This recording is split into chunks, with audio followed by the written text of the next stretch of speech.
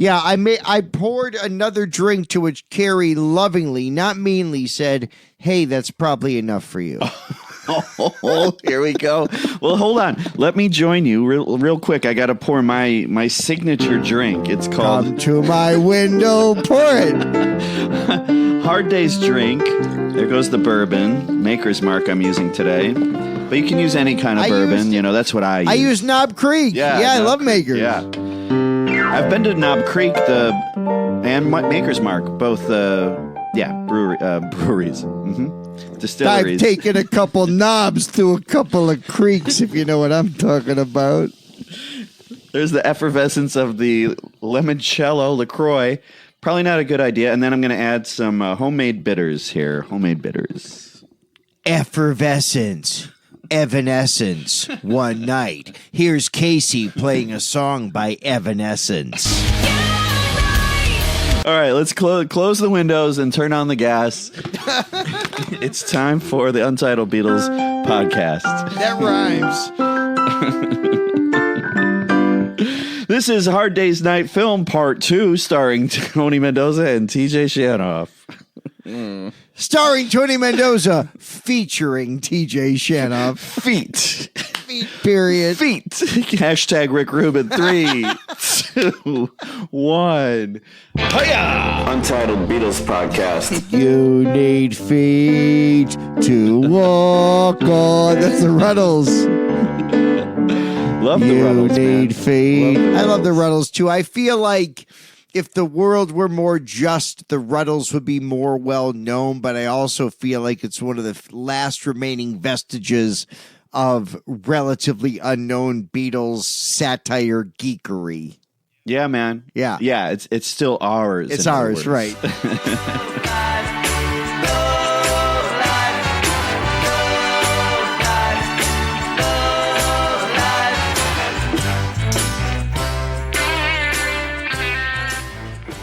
Well, sir, how are you this summer? How are you? Oh, Tony, it's been a cruel summer now that I'm here on my own. Bananarama or the other one? Yeah, Bananarama, I believe is how they like to be right, known. they are British. Yeah. Bananarama. Bananarama. They're great. The Bengals were great. And I ain't talking about Keely Smith, the draft bust quarterback for the Cincinnati. Right. Many people would say boomer. I came up with Keely Smith. Achilles Smith made just 17 career starts in 4 seasons with Cincinnati, throwing 5 touchdowns and 13 interceptions. Man, I just came back from a trip to Winnipeg, I should say. Manitoba. I'd never been. How was it? I liked it, man. It was fun. Winnipeg's a fucking cool town. I was getting scared because it's like I was like 20 miles out, or 20 kilometers out. And it still looked like rural Nebraska, but instead of like cows and stuff, they had canola fields, yellow fields of canola. And I was like, oh, is this like a shit kicker like city? Am I going to get my ass kicked at a line dancing bar or something? Blame it all on my boots. I showed up in boots. Yeah. I mean, take a boot scoot boogie up the ass. Work. Showing up work. My boss is a jerk. But no, man, it was like it totally happened in town. I went to a dispensary. I walked around. I went to the Forks. I ate some poutine. I ate at a place called the Treehouse that was like run by women and hand-drawn menus. And, I saw thems at the bus stop. It was great. What else did you see at the bus stop? Bus stop, Tony's eating poutine. Tony's at a bus stop. That's improv. That is improv. Winnipeg style. Oh my God, Tony, I love it because in Winnipeg they call sing it, talk about it with music. Real quick, I did catch some live music right by the hotel. There was this like weird backyard that was also an outdoor venue, and they did an encore where they never left the stage and just waited for someone to say like, do one more. They like, okay, immediately like, guess what their encore is? You'll never guess what their encore is. Fernando by ABBA. Close. Same decade. The theme from the Jeffersons. Was it great? Yeah, because everyone took a solo. It was like everyone took their chance to strut their shit. It's arguably one of the top 3 TV themes ever written. and it's a great song. Did they have the gospel feel? Because you can't do it and sound like a bunch of white a-holes. Did it sound gospel-y? Well, it sounded like Rush. It was, they added like an extra measure.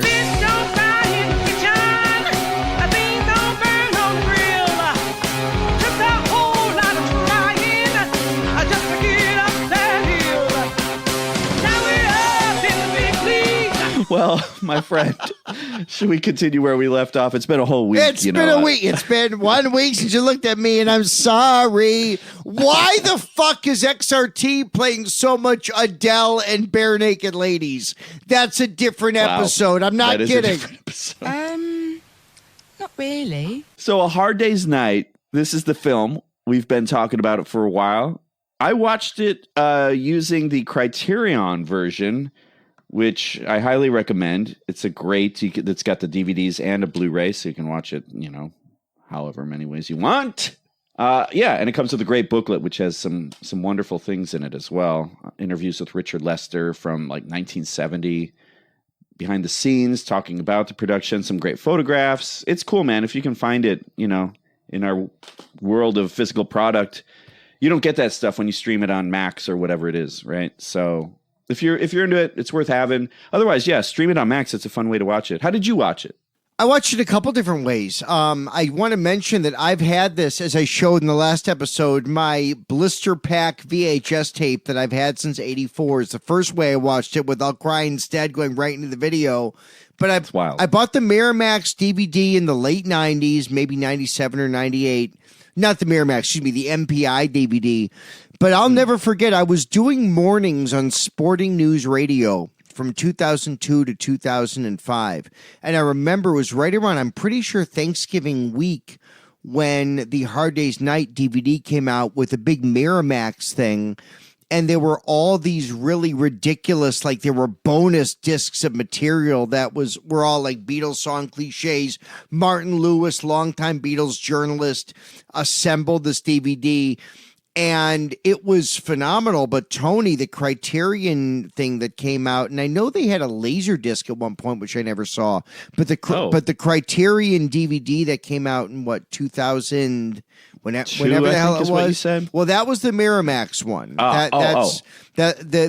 Criterion, right? The Criterion was in the 2010s. Maybe? It was right. It was a few years after the reissued CDs, I think. Janus Films originally released A Hard Day's Night as part of the Criterion Collection on Laserdisc in 1984. In 2014, it was released again as a Criterion release on DVD and Blu-ray. To be clear, it says 2014 on the product you have in your hands. You don't need a robot, you need an eye exam, you doddering old bat. Please consider stepping down and letting someone younger co-host this podcast.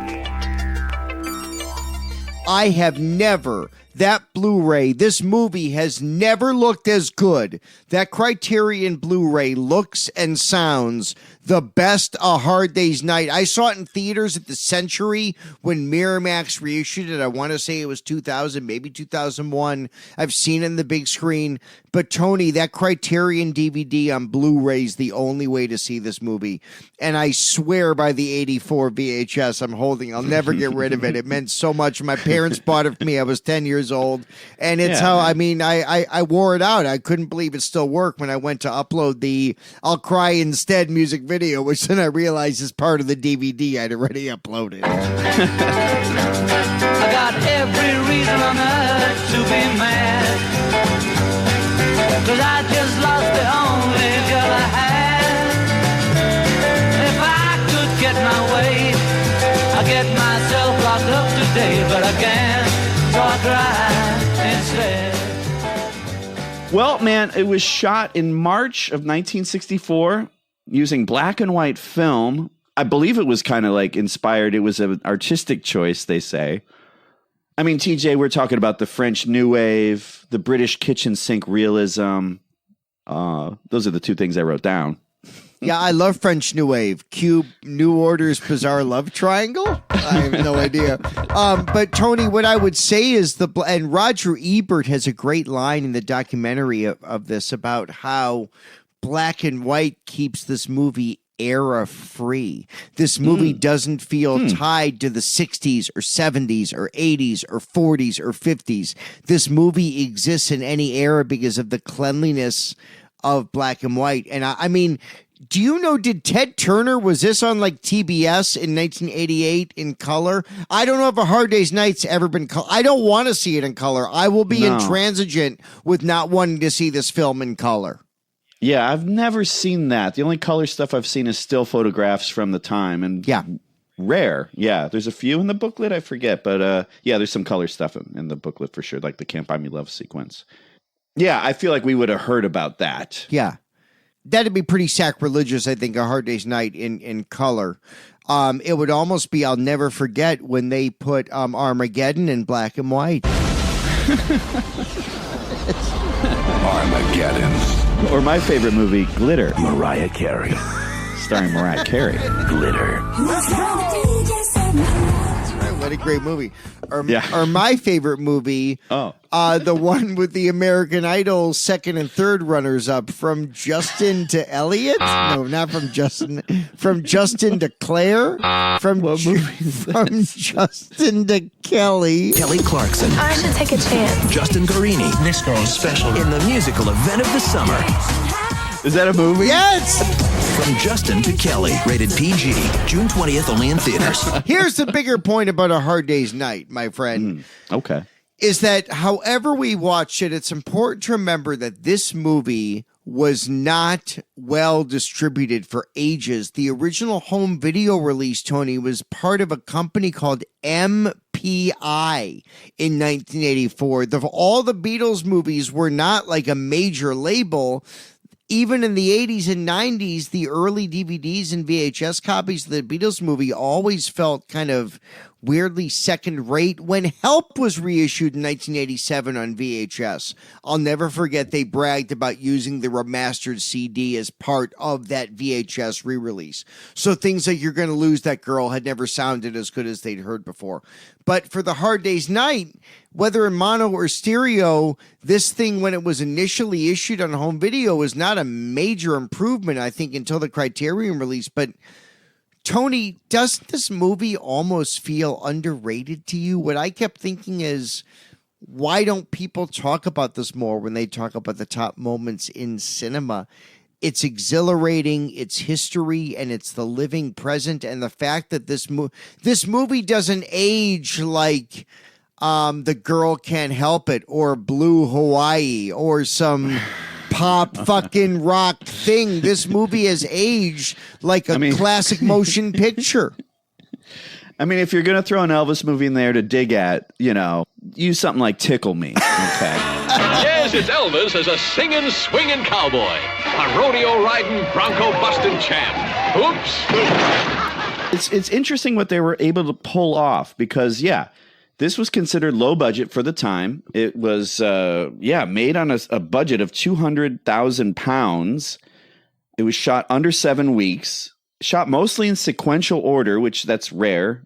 Yeah, man. It was like an exploitation film. That's the word we were throwing around. That's basically like, that's what they called those movies like Rock Around the Clock and all that. Like, these things are hot. Let's make a movie around it that's just about them, like, I don't know, trying to make it big. And we'll throw it out in the theaters. It'll gobble up our money, and then those kids' careers are done. On to the next one. That was real keen. Thank you. Would you mind telling me what you fellas were playing? Well, it's easy, Alligator. All you do is play the music upside down. Haley. Mr. Haley. Mr. Haley. That's right, friend. And I can make them call you Mr. from coast to coast. How'd you like to make a fortune? In money? Brazen cash in. You know what I mean? Like, they're not even being like coy about it. They're like, this is a cheap ass cash in because these guys aren't going to last more than a year. Well, and Tony, so much of the cash in, from my understanding of the story, was so United Artists in North America would have the soundtrack distribution rights, which was incredibly, because Capitol EMI in North America, Capitol owned the rights to the Parlophone masters through EMI in the UK and through England. So in America, everything was on Capitol, but because of United Artists Film Company and their record arm, they got to issue the soundtrack of this in America and Canada and Mexico. And by virtue of that, to produce a film, the film was almost a loss leader for what the vinyl sales of this would be. We need a film for the express purpose of having a soundtrack album. And I thought that was a noble enough reason for them to finance a film. And I said, yes, I'd be delighted to do it. And they said, just make sure that there are enough new songs by the Beatles for an album, and don't go over budget. Next thing they knew, the film was a smash and the vinyl was a smash. And just parenthetically, Tony, we'll get into this when we talk about the album, Capitol Records was allowed to release a certain number of these songs as well as the singles, and Capitol cobbled together an album called Something New that had most of the Hard Day's Night songs, not all, with other songs. The Hard Day's Night album and a few other places, hashtag German songs. And Capitol was able to dip into the success of this, both with singles and with the Something New album. So United Artists made money, Parlophone in the UK, Odeon in Japan, and certainly what wound up happening is United Artists made millions from the sale of this album, the soundtrack, that didn't revert to Capitol until, I believe, 1980.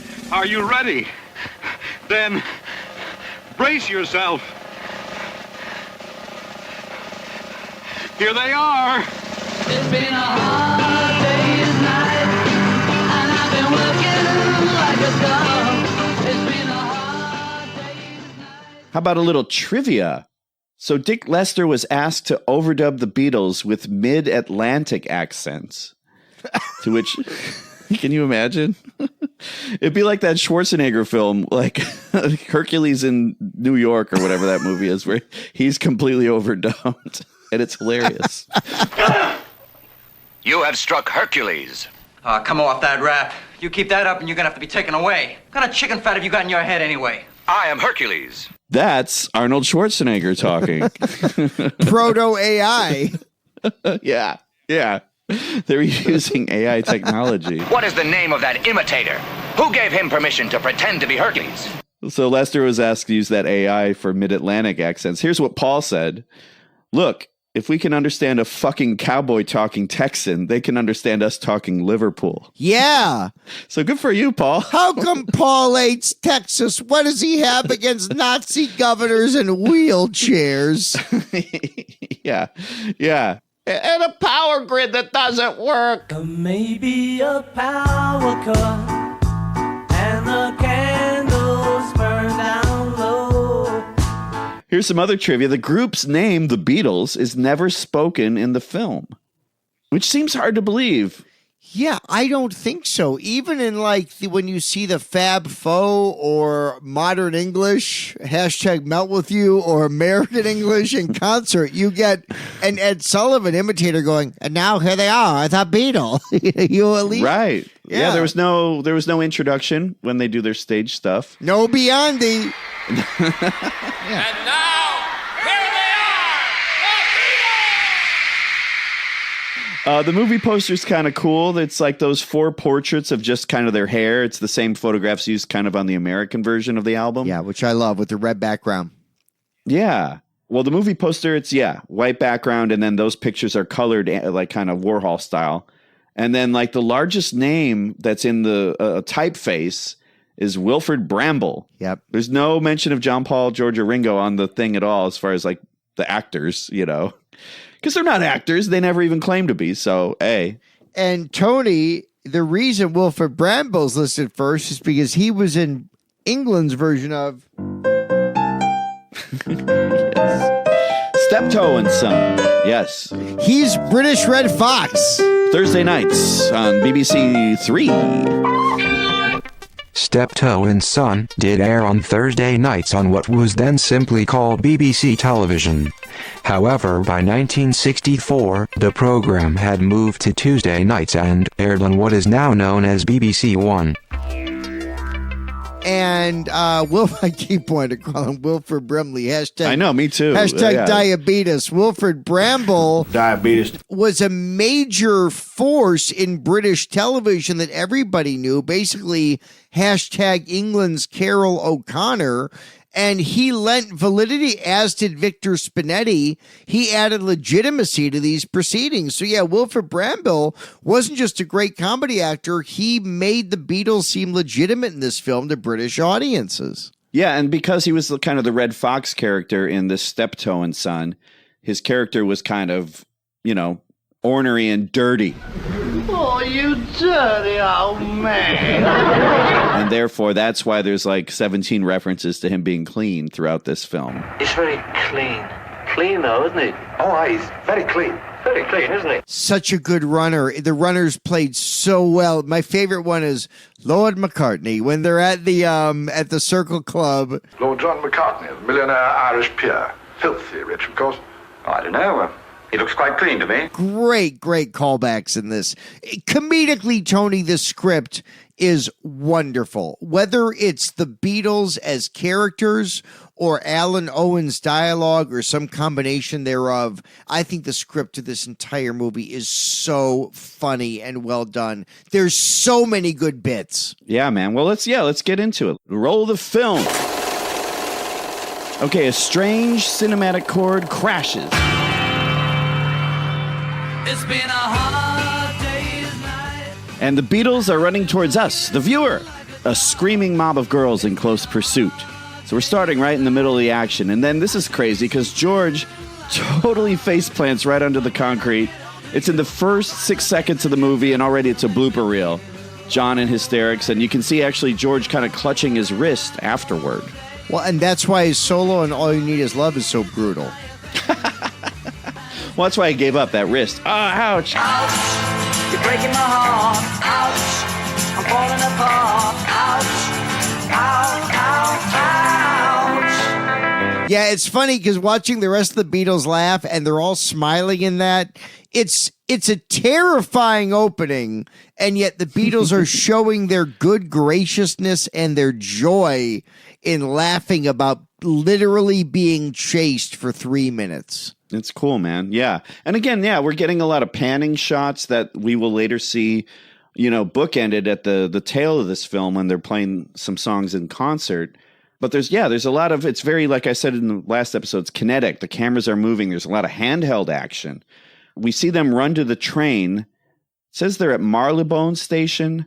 But also, I should say that the LP liner notes mention that the train moved out of Paddington Station. So I don't know, man. Wherever the train is, the train is. I think as far as kids' bears go, Paddington's a bitch. Did you hear me, Paddington? Toughen up. Lift a weight. Stop being a bitch, Paddington. I know who Paddington is, but for those who don't, TJ, who's Paddington? He's a British bear and he's a bitch. Paddington is in trouble. He tried calling out help fairly quietly so as not to disturb anyone. He's no Snuggles, the fabric softener bear. No, or Teddy Ruxpin for that matter. Snuggles and Ruxpin are tough. Corduroy will fucking cut you. Paddington's a B word. I don't know why I said B word after saying the actual word multiple times. Hi there. It's me, Teddy Ruxpin. Today's the kind of day that some people might not like very much. I am Hercules. Yeah, no, Tony, this entire movie starts off so beautifully and so organically. I mean, I feel as if we are in a Beatles world here that for 90 minutes never lets us go. I kept thinking with the context of Get Back and Let It Be Behind Me that A Hard Day's Night feels like the beginning while Let It Be feels like the end. They really feel like beginnings and ending, even though they're not calendar-wise exactly beginnings and endings. They represent beginnings and endings, both on the way they interact, the songs they compose together. It really feels like the beginning and end of the Beatles story. And in the beginning, it's fun. This movie is fun. They're having a blast getting chased by all these girls. There's a bunch of sight gags, which are really fun.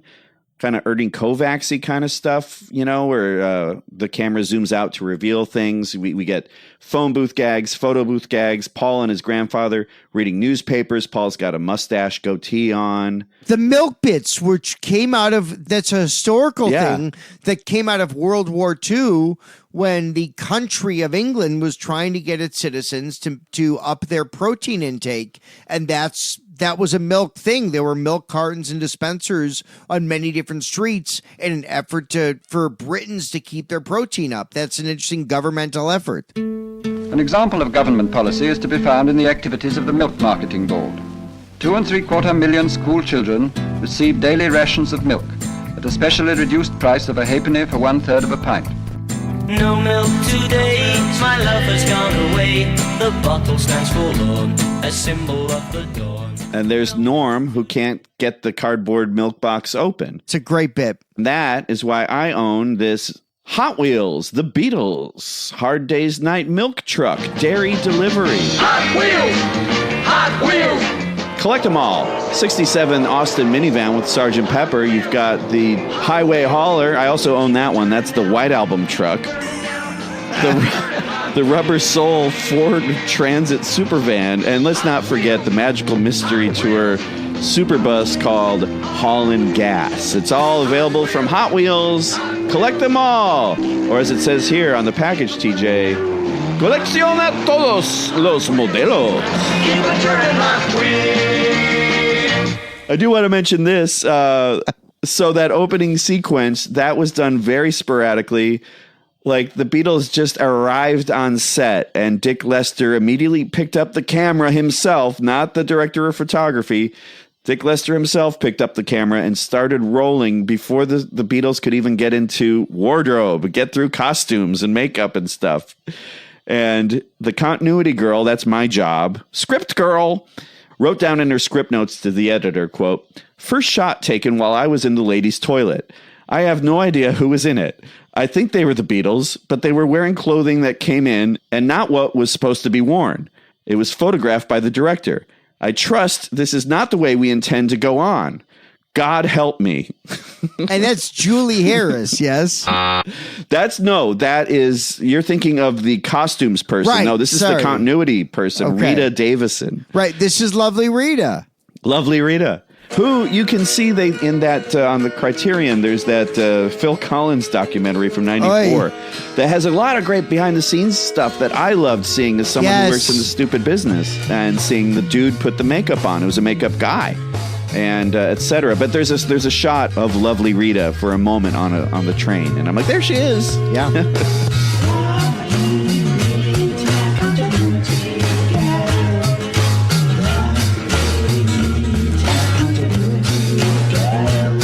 All right, so we're in the train now. We're traveling between London and the coastal town of Minehead, Somerset. That's logistically where we're at. And this is where we're introduced to Paul's grandfather. Hello, grandfather. Hello. They're in a car, and he's described as a mixer. He's a villain, a real mixer. Which is like a troublemaker, a rebel rouser, an agitator. And one of my favorite bits in this is Ringo. When they're talking about, they're meeting Paul's grandfather, and there's like, he's your grandfather? And Ringo says, well, if he's your grandfather, who knows? It's too fast, it's terrible acting, and it's perfect. It's all the things. It's like anti-comedy. It's Larry Bud Melman. Yep. It's that. It's perfect. Improv after 2011. It's funny to try to not be funny. Exactly, man. Yeah. So that's one of my favorite bits in the whole film is just that. And that's that. Again, that's the Beatles just being Beatles. You know what I mean? Like, that's not how Robert Redford's going to deliver that line. But Tony, let's talk about that for a sec, because we're on the same page. That sets the precedent for the insanity that's yet to come. There are so many moments, whether it's the war patient putting ketchup in his sleeve. I love that bit. There's absurdity afoot in this film, And Yes. Ringo's delivery of that line is not hacky. It falls under the guise of absurdity, and it works so well that nobody but an asshole sees that and goes, wow, that's not hilarious. It's so great. I completely agree. Yeah, it's absurdist, not bad. I love Yes. it. I do love it. Then we're introduced to Shake and Norm. Hello, Shake. Hello, Shake. Norm will be along in a minute with the tickets. Morning, lads. Hi, Norm. How's it going? And this is that bit where they sneak in a little underground comedy, a little cocaine. Yeah. John takes it's a bottle of Coke, and he puts it up to his nose and he starts sniffing on it. And they get, I think, 2 angles on it, so they committed to the bit. It's in the wide shot and then the tight shot of him and Norm. The Norm and Shake things are let's talk characters, because the Beatles are playing the Beatles. Norm and Shake are ostensibly Brian and Mal.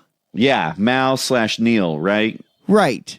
And yet neither, and I don't begrudge the film, those are the roles that don't seem authentic to the Beatles story. It doesn't bother me, but Norm and Shake don't seem anything like Brian and Mal/Neil.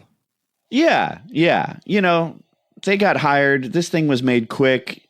I think they're great in it, you know? But I agree. Yeah, I'm not getting like an authentic Beatles experience from that. Right, like Norm isn't asking John to go to Barcelona to make love.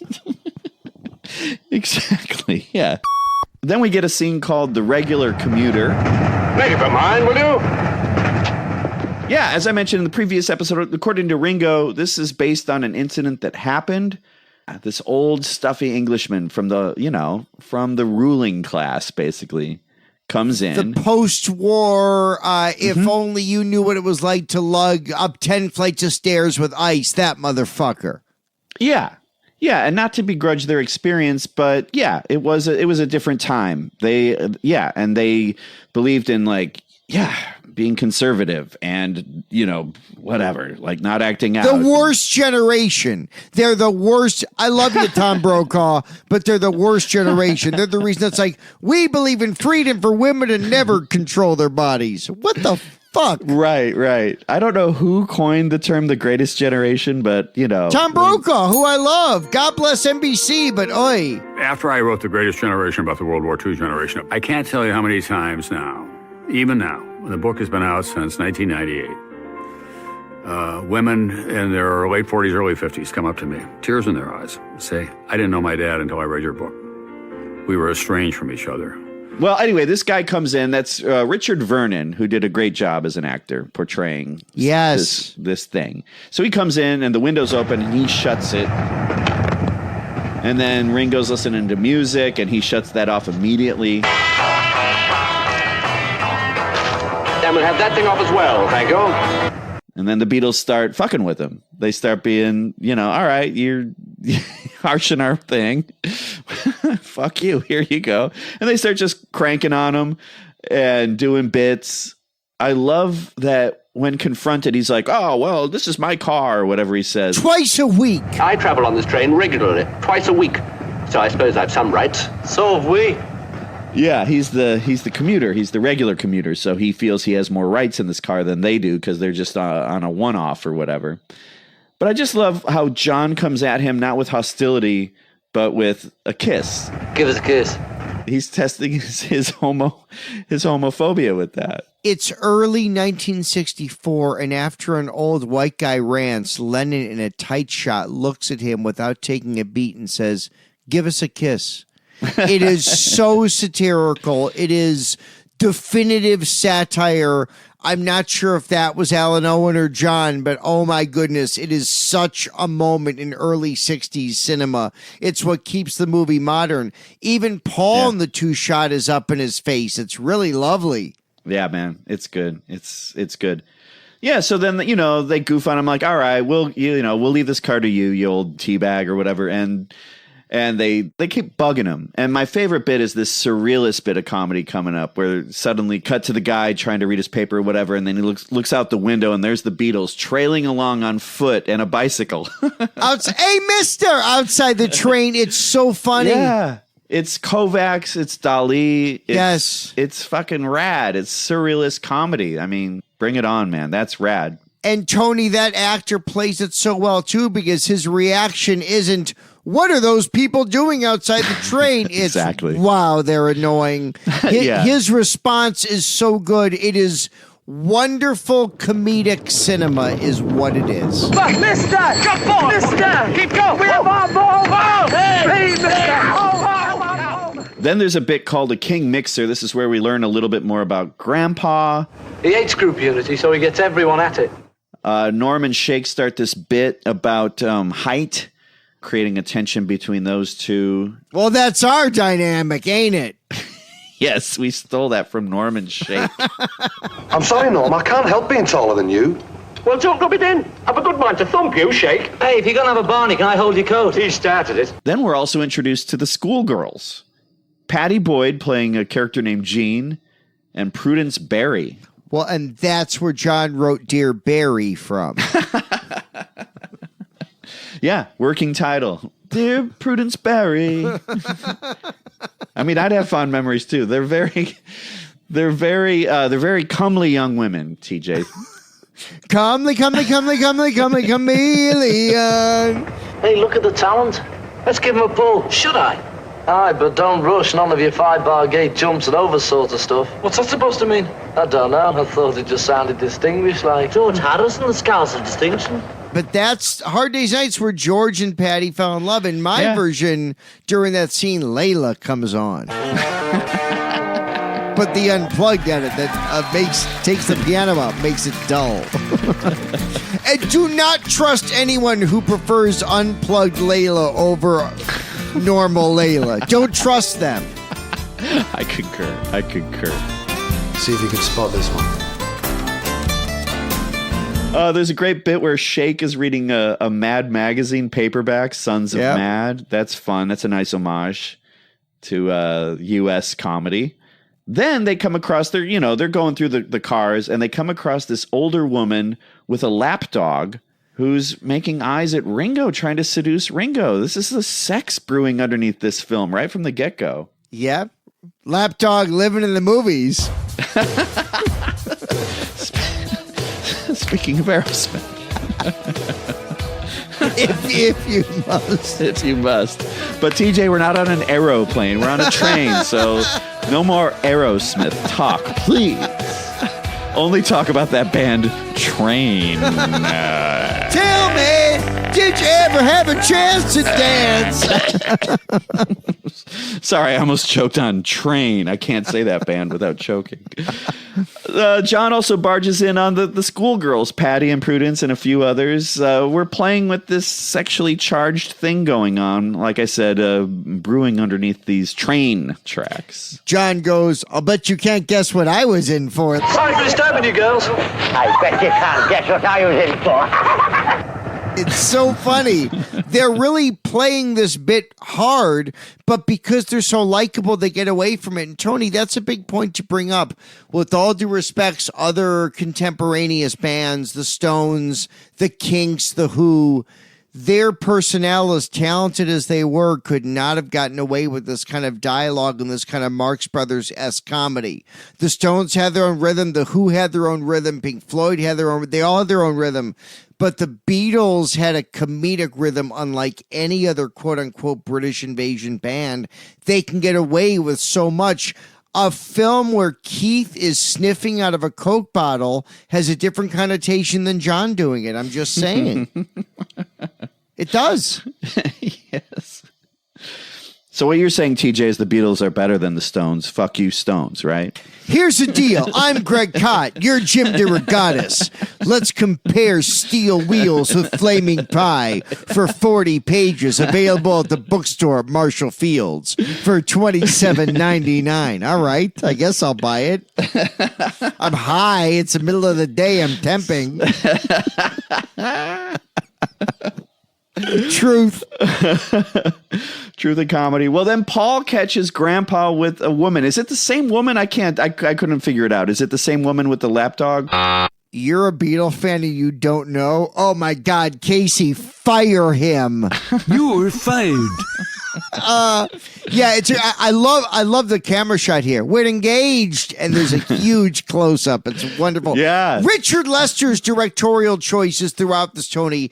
You work with filming a ton of time. I do not, but I think we can both agree that Richard Lester's work directing this is unparalleled. I think he is an unsung hero of the Beatles' early career. Yeah, man. And snap zooms are funny, man. They still are. I just worked on some commercial where we did a snap zoom thing, and it was cracking me up, you know. So much so where I have to suppress it because we're rolling sound. You know what I mean? Like, snap zooms are funny. Deal with it.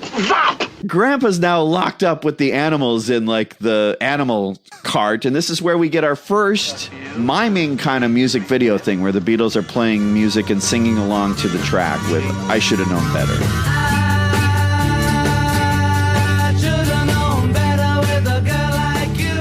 One of the few songs, Tony, that appears in the film not slowed down. It's in the original key. Right.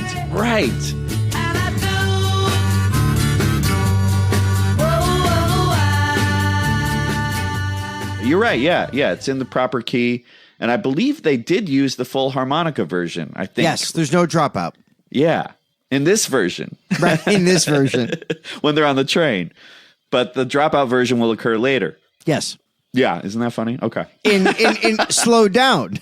And slow down for you potheads out there, for you heavies out there. For you, like Dave Dexter Jr.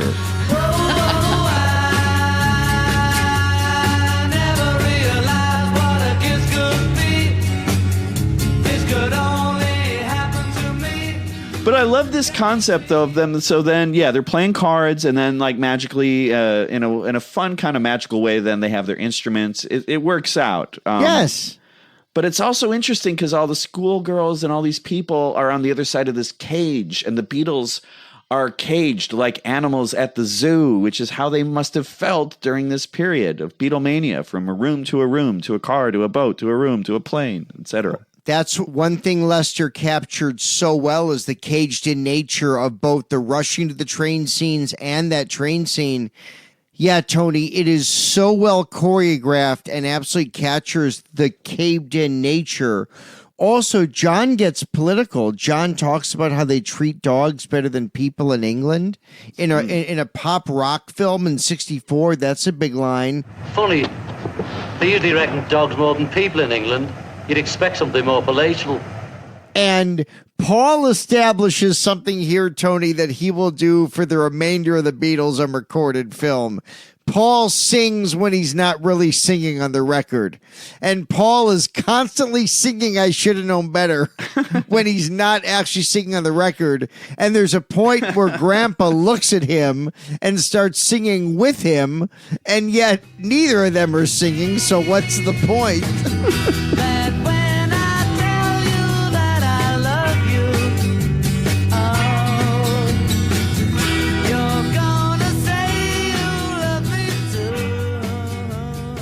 Yeah, I found it funny that Paul was singing that too. I mean, you know, you can read that in a bunch of ways. I always think that Paul just wants to, that's just in his nature, but you could definitely see it as him being like trying to like squeeze in on John's action or whatever. But he always does that. It's like, that's why there's so many bad Paul harmonies on early John demos. There just are. Paul always has to sing, and 9 times out of 10 it works, but when Paul's trying, it's like, buddy, you can sit this one out, my friend. Inside a letterbox, they tumble blindly as they make their way across the universe.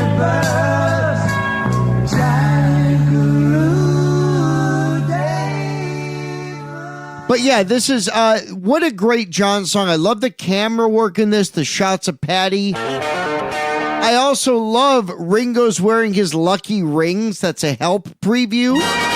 And then they go, this place is surging with girls, and John goes, please, sir. Please, sir, can I have one to surgery, sir, please, sir? No, you can't. Well, they do a madcap dash out of that train where a bunch of screaming girls await. They get into the car. The girls follow the car. Then we're at the hotel with them. And that's a fun moment where Paul's on a piano. John's lounging. We're already establishing that John loves just being horizontal. They're eating these crustless sandwiches, which that speaks to something like this catered life of luxury that they live. It's this wonderful little fantasy of like them in the hotel room. Paul's at the piano. It's such a neat moment. And I love what a great Alan Owen bit where they talk about Ringo snoring. Do I snore, John? Yeah, you're a window rattler, son. That's a great burn in any era. You could say that in 2024 and you'd pull a laugh. It's a great line. Then a bunch of fan mail arrives, and Grandpa starts roasting Ringo about the size of his nose. He can't help having a hideous great hooter. And the poor little head trembling under the weight of it. Rude. Well, this is where the anti-Semitism creeps in, Tony, and I want to take 10 minutes. Is that what's going on here? No, never mind. Yeah, it's such a funny bit because Grandpa is, he's a king mixer. He's a muckraker. And it's true. The gag of him causing problems is so funny, and I do love, and this is authentic. This is organic and true. Ringo gets the most mail brought to him, so that's a neat moment, but that comes a few beats later. Right. At first, you think he doesn't get any, but then, actually, there's a whole bag that's for Ringo. Right. And out of this bag pops an invitation from the Cirque Club, and Grandpa, swipes it out of the hands and then starts reading about what it is and starts going off about like the horrors of the carnality of this event. Invites to gambling dens full of easy money and fast women. Chicken sandwiches and cornets of caviar. Disgusting. And then whoop. Before putting it in his lapel. It's a great comedic. Yeah. It's ham-fisted and wonderful. It's good shit. So cut to the Cirque Club, a night out. I want to be your man. I want to be your man. I want to be your man. This is actually the Ambassadors Club, located at 5 Hamilton Place in Mayfair, TJ. If you're visiting London. Obviously. Still there. Unlike a few of these other locations, this one is still there. Here's where we get some more of this music video stuff. I Want to Be Your Man. Ringo and George just dancing, having fun. This is the youth. This is the blowback to all right, it's time to wake up, y'all. Get out of this post-war coma of being fucking puritanical.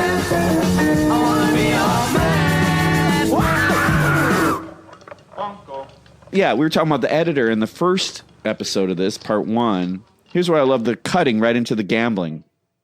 And there's Grandpa with a buxom pinup Margaret Nolan. Mm-hmm. I bet you're a great swimmer. Then we get some Don't Bother Me. That's fun. We get to see George, George's song being used in a thing. I've got no time for you right now. Don't bother me.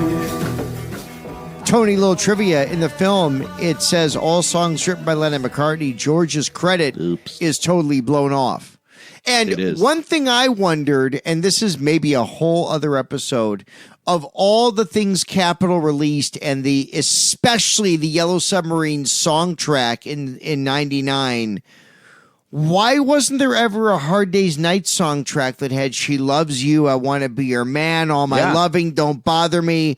There are so many classic Meet the Beatles era Beatles songs on this that never appeared. I mean, the Capitol Hard Day's Night soundtrack was the film songs plus augmented by the George Martin Orchestra. Obviously, we know side 2 of the Hard Day's Night album that the world saw was, actual current songs of theirs, including some of my favorites, #Anytime at All.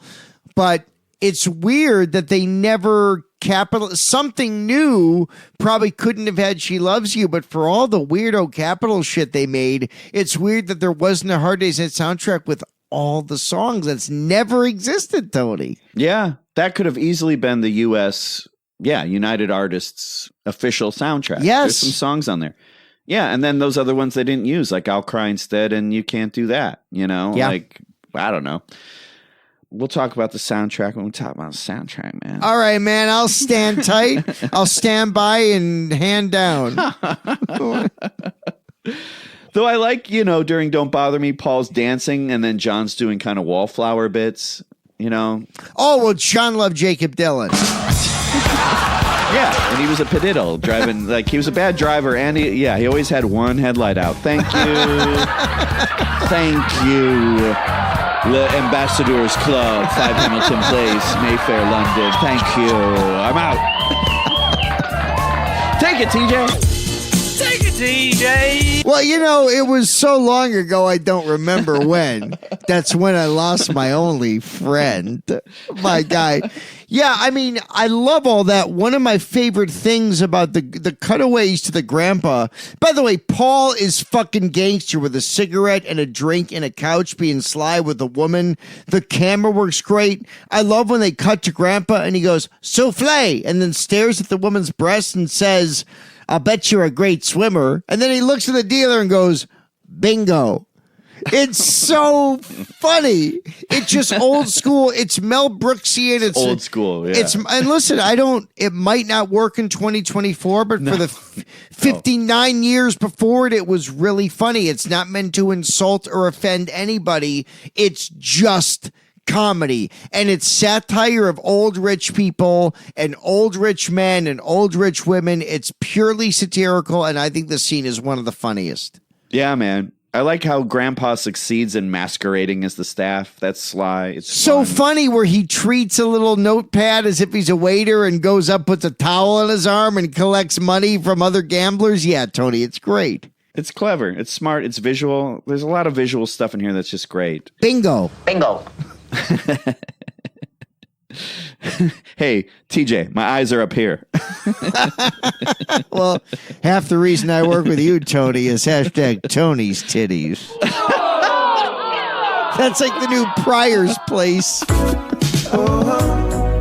Let's get on over to Pryor's Place. Why did Richard Pryor get a kid's show in '88? I've never understood that move. Maybe he went clean. He was trying to do. He was trying to make up for all this stuff. You remember it?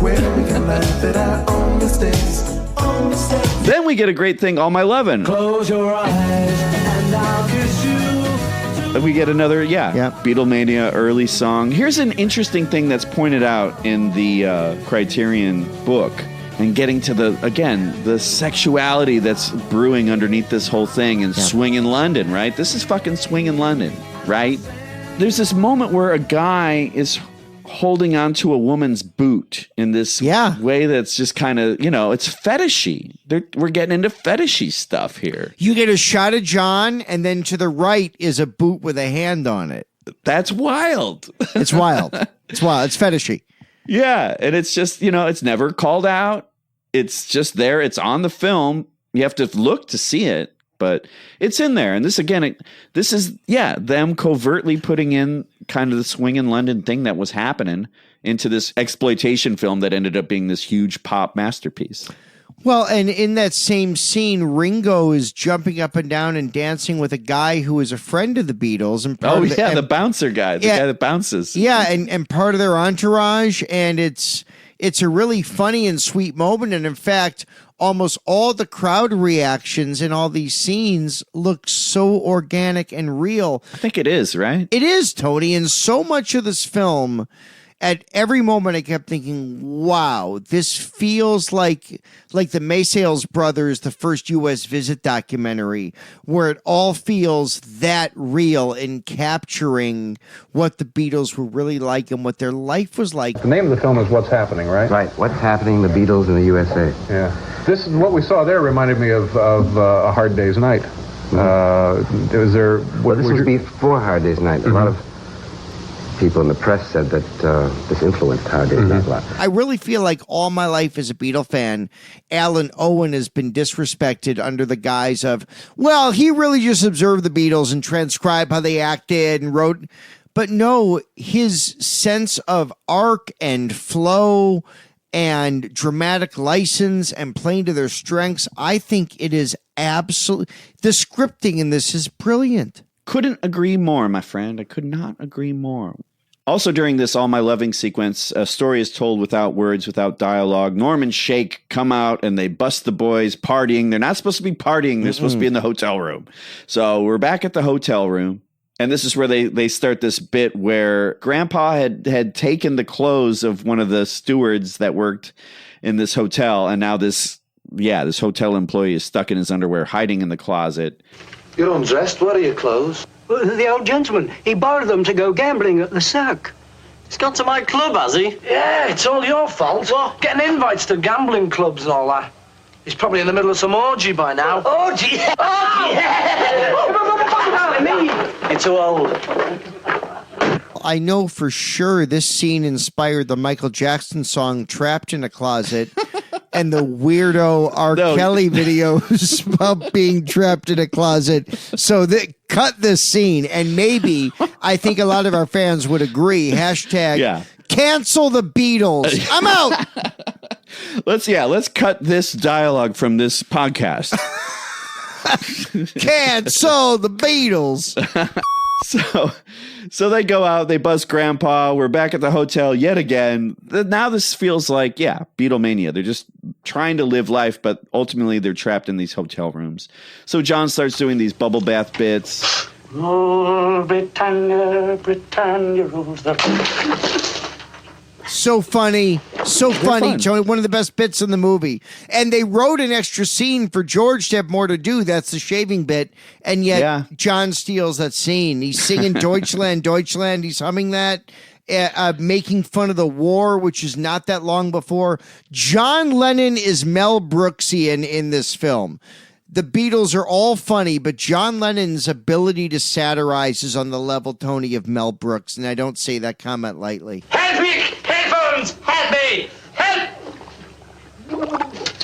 Torpedoed again, eh?